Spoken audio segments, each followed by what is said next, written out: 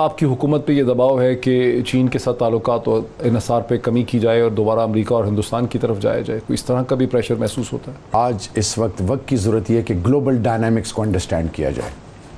سب سے پہلے آپ کے ویورز کے لیے as a student of international politics کہ نیشنز ہیو انٹرسٹ اور اسٹیٹ پالیسیز ہوتی ہیں۔ ایک ایونٹ میں کہا گیا کہ جی جو بائیڈن کے آنے سے کشمیر کا ایشو کا کیا ہوگا، تو مائی رسپانس واز، باسط صاحب سن رہے ہیں، وہ میرے مینٹور بھی ہیں، کہ اسٹیٹ پالیسی ہوتی ہے اور اسٹیٹ پالیسی کو head of the state follow کرتے ہیں، unlike the third world میں ڈائنامکس ڈفرینٹ ہیں۔ سعودی اور پاکستان ایک ایسا تعلق ہارٹ ٹو ہارٹ کے علاوہ اسپرچول ہے، ڈیپ روٹڈ ہے۔ حرمین شریفین کے لیے پاکستان کا بچہ across the board, across all spectrum ہر قسم کی قربانی دے دیں۔ اب جب ہم نے جو ڈونلڈ ٹرمپ کے ایرا میں دیکھا اور اب جو بائیڈن میں، تو بہت زیادہ ڈفرنس ہے۔ لیکن میں 100% جنرل صاحب سے ایگری کرتا ہوں کہ ماضی میں جو ہوا، جس طرح ساتواں بیڑا انتظار آج بھی ہے، آج تک نہیں آیا۔ سو آئی بلیو کہ جب آپ کے ریاست کے فیصلے ملک سے باہر ہوں تو آپ اپنی کریڈیبلٹی لوز کرتے ہیں۔ اکنامکلی ڈیپینڈنٹ کی ناٹ بی پولیٹیکلی انڈیپینڈنٹ، ایک اندر چیز ہے۔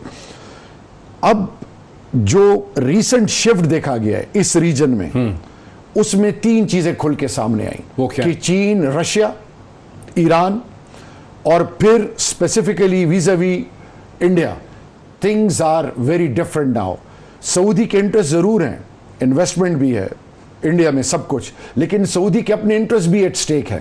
تو آئی بلیو ہمارا کام ہے کلیئر میسیجنگ کرنا۔ ابھی جو ریسنٹ ڈیولپمنٹ ہوئی ہے ایران اور سعودی کی، جو کہ محمد بن سلمان نے خود اس کا ذکر کیا، اس سے پہلے جو یو ای، قطر سعودی، قطر یو ای، پھر ایران اور سعودی، یہ جو رول میرے خیال میں ڈائنامکس یہ بتا رہے ہیں کہ پرائم منسٹر عمران خان کی اور ہماری فورن پالیسی شاہ محمود قریشی کو میں اپریشیٹ کروں گا کہ انہوں نے جو اس کرٹیکل فیز پہ کووڈ کے ایرا میں اور تمام چیزوں کے باوجود جو اناؤنسمنٹ تھی، جو تھوڑی سی تنگی اور سفوکیشن تھی، اس ماحول میں بڑا پرو ایکٹیو رول پلے کیا ہے۔ اور پھر ایران کے ساتھ چین کا انگیج کرنا، اور پھر سب سے بڑھ کر یہ کہ اب سعودی رشیا سے بھی کیا کہتے ہیں ڈیفنس ڈیل کرنے جا رہے ہیں۔ اور پھر جیسے ابھی جنرل صاحب نے بتایا کہ چین اور سعودی کے آگے جو power plants, nuclear power plants کے بارے میں جو ایک کنسرن ہے گلوبلی، ان تمام چیزوں کو سامنے رکھ کے ایک چیز کھل کے آ گئی ہے کہ اس ملٹی پولر ورلڈ میں اب ہر ملک کی اہمیت ہے، اور جو ایفیکٹو کارڈز کھیلے گا، جو پازیٹیو اپروچ کے ساتھ اور فیئرلیس اپروچ اپنائے گا، اس کو اللہ عزت دے گا۔ بہرحال یہ آپ کے مینڈیٹ ہے، آپ کی اسائنمنٹ ہے کہ کشمیر کی صورتحال کو سمجھنا۔ جو جنرل صاحب کہہ رہے ہیں، جو باسط کہہ رہے ہیں، کیا آپ کی حکومت کے اندر ٹوٹل کلیئرٹی ہے کہ اس سٹیج پہ ہندوستان کے ساتھ آپٹکس بلڈ اپ کرنا جو ہیں، جس کا پریشر بہت ہے امریکہ کی طرف سے، یو اے کی طرف سے، شاید سعودی عرب کی طرف سے، یہ آپ کے اوور آل جو پوزیشن ہے خطے میں، اس کے لیے بہت خطرناک؟ کہ یہ کلیئرٹی ہے، یعنی فورن منسٹر کے پیچھے کیا یہ حکومت کھڑی ہے؟ جب فورن منسٹر نے دبئی میں اور فورن منسٹر نے استنبول میں کہا ہے کہ ہم کوئی اس وقت ایکٹیو ڈائلاگ وغیرہ نہیں کر رہے۔ دیکھیں، ایک چیز بڑی کلیئر، آج کے ڈائنامکس کو جب ہم انڈرسٹینڈ کرتے ہیں تو بیک ڈور ڈپلومیسی کی اسٹیک ہولڈر جن کے انٹرسٹ ہوں، ریجن میں ملکوں کے ساتھ دوستیاں ہوں، وہ اپنے کارڈز اور اپنے اپروچز کو سامنے رکھ کے ان کے تھرو پینیٹریٹ کرتے ہیں۔ اگر آپ کو یو ای نے اپروچ کیا، اگر آپ کو سعودی نے اپروچ کیا، ایکس وائی زی نے اپروچ کیا، وہ یہ سلسلہ چلتا رہے، اور ایون ڈیورنگ وار پیریڈز بھی یہ تمام بیک ڈور چینلز اوپن رہتے ہیں۔ اصل چیز ہے کیا کہ پرائم منسٹر عمران خان اور اس گورنمنٹ کی پالیسی کیا ہے؟ آپ ہی کے پروگرام میں آیا تھا، اور آپ ہی کے پروگرام میں یہ چیز چلی تھی کہ پاکستان نے ٹریڈ ٹائز ریزیوم کر دی ہیں۔ اور حماد اظہر صاحب، میں نے آپ سے کیا کہا تھا کہ 24 گھنٹے کا ویٹ کریں، کیبنٹ کے میٹنگ کا ویٹ کریں۔ ابھی اصل چیز ہے کیا؟ میرے پرائم منسٹر صاحب کا ایک کلیئر پالیسی ہے، he is a very clear headed soul, کوئی ifs and buts نہیں ہے، کوئی کنفیوژن نہیں ہے، because parliament is the voice of the nation. 28 members ہیں پارلیمنٹری کمیٹی کشمیر کے، اکراس دا آل اسپیکٹرم، جتنی بھی پولیٹیکل پارٹیز ہیں ان کو ریپرزینٹ کر رہے ہیں۔ وہ کیا ہے کہ 5 اگست 2019 سے پہلی والی پوزیشن پہ انڈیا جائے۔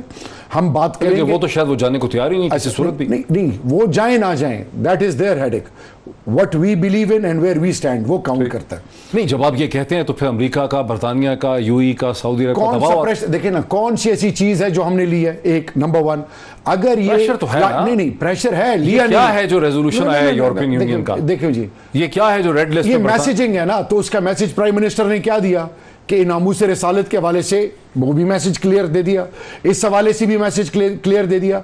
लाइन ऑफ कंट्रोल का जो एग्रीमेंट हुआ है वो किसके फेवर में है? Both sides of the border कौन रहते हैं? मेरे कश्मीरी हैं, मेरे लोग हैं, वो मारे जा रहे हैं, फायदा तो हमारा है। असल चीज है क्या? असल चीज, एक चीज को प्लीज जरा अंडरस्टैंड करें, इस वक्त हिंदुस्तान जो भी कार्ड्स खेल रहा है, चाहे वो एक तीर से 10 शिकार कर रहा है, उसको करने दें। ये गवर्नमेंट इमरान खान की कमिटेड है एक चीज के साथ कि शिमला एग्रीमेंट को इन्होंने बाईपास कर दिया हिंदुस्तान ने। ये कभी भी बायलैटरल नहीं था, मल्टीलैटरल था। Third and most international armed conflict है, इंटरनेशनल ह्यूमैनिटेरियन क्राइसिस हैं, वॉर क्राइम्स हो रहे हैं, और फिर 35A और 370 एब्रोगेट करने के बाद आज इंडिया जहां पे स्टैंड कर रहा है, उसके हवाले से आज यूनानिमस रेजोल्यूशन पास हुई है जिसमें शाह महमूद कुरैशी साहब, नेशनल सिक्योरिटी एडवाइजर, हमारे एडवाइजर फॉर हेल्थ, ये सब थे। एम्बेसडर्स को हमने बुलाया, UN, WHO, सब स्टेक होल्डर को बुलाया। मकसद क्या था कि हिंदुस्तान में इस वक्त 34 लाख से ज्यादा एक्टिव केसेस हैं, 3,500-4 हजार बंदा मर रहा है। सिर्फ एक IIJK में 1,91,000 केसेस हैं एक्टिव, डेथ्स 2,458 है। और फिर सबसे बढ़कर ये कि 4,650 केसेस 4 मई को रिपोर्ट हुए हैं।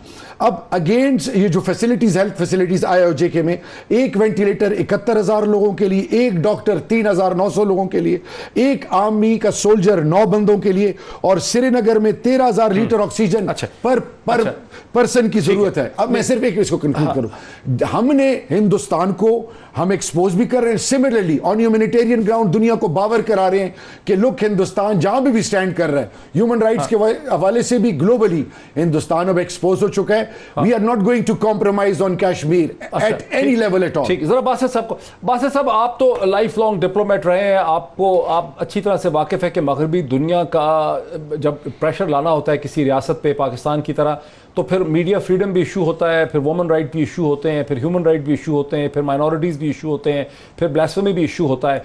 अगर नहीं उठाना इशू तो कश्मीर में जो मैस ग्रेव्स होती हैं वो भी नज़र नहीं आती हैं। ये जो यूरोपियन यूनियन का रेजोल्यूशन है और जो रिक्वायरमेंट्स हैं इस वक्त अमेरिका की, बरतानिया की, यूएई की, यूसुफ उतैबा की जो स्टेटमेंट है, जो यूएई के एम्बेसडर हैं जिन्हें वाशिंगटन में डिप्लोमेटिक दुनिया का एक पिलर बताया जाता है, ये सब चीज़ें आपके सामने हैं। अभी सऊदी अरब के अंदर किस किस्म का प्रेशर पड़ेगा हिंदुस्तान को एंगेज करने के हवाले से? मैं आपका सवाल नहीं समझ पाया कि सऊदी अरब ने कैसा हम पे प्रेशर डालेगा, Saudi Arab engage with India? नहीं, देखिए ना, मैं बैकग्राउंड आपको दे रहा हूँ कि ये सारा आखिर यूएई और सऊदी अरब ज़ाहिर है हैंड इन हैंड है, तो यूएई अब सऊदी अरब में हिंदुस्तान को एंगेज करने के हवाले से दबाव भी तो डाला जाएगा ना वजीर आजम पे और आर्मी चीफ पे।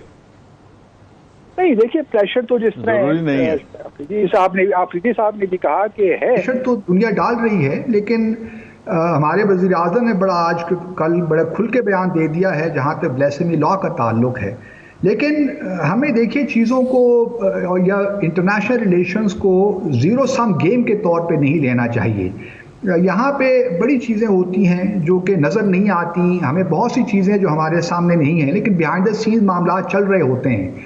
जहाँ तक सऊदी अरब के प्रेशर का ताल्लुक है, मेरा नहीं ख्याल कि यकीनन सऊदी अरब की ख्वाहिश ज़रूर होगी कि हमारे ताल्लुकात कुछ थोड़े बहुत डायलॉग प्रोसेस शुरू हो जाए, लेकिन मैं नहीं समझता कि सऊदी अरब हम पे उस तरह से प्रेशर डाल रहा है कि हम बिल्कुल ही सारे अपने असूली मौक़िफ़ को पीछे डालकर हम भारत के साथ इंगेज करें। मेरा नहीं ख्याल कि सऊदी अरब इस किस्म का प्रेशर हम पे बिल्ड करेगा।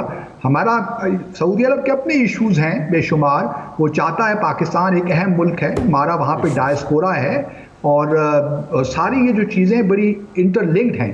तो मैं नहीं समझता कि वज़ीर आज़म पे बहुत बड़ा प्रेशर होगा सऊदी अरब की तरफ से कि भारत के साथ इंगेज करें। ऐसी कोई बात नहीं, हम इसको डिफ्लेक्ट कर सकते हैं अगर कोई प्रेशर है भी, तो ये कोई नामुमकिनात में से नहीं है।